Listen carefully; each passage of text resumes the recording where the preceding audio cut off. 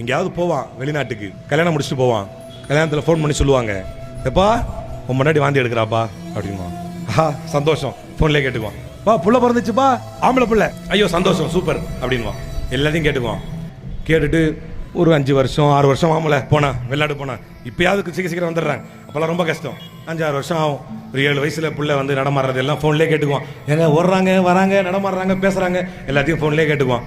கேட்டுட்டு இதெல்லாம் நடந்திருக்கிற உண்மை, நான் இப்போ அடுத்து சொல்ற இது சத்தியமான உண்மை. ஒருவருடைய வாழ்க்கையில் நடந்தது எனக்கு அப்படியே சொல்லி காட்டினார். அப்போ அவர் வீட்டுக்கு போயிருக்கார், கொஞ்சம் சர்ப்ரைஸ் பண்ணுவோம் அப்படின்னு. வீட்டுக்கு போய் கதவை தட்டியிருக்கார்.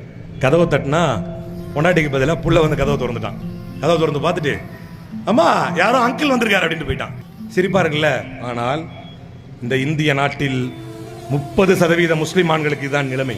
நாங்க என்னடா அநியாயம் பண்ணோம்? அப்படி அரசு துறைகளுக்கு சென்றால் வேலை இல்லை, காவல்துறை பணியிடங்களுக்கு சென்றால் மேலும் கீழும் பார்க்கிறான். எனக்கு விவரம் தெரிந்த 5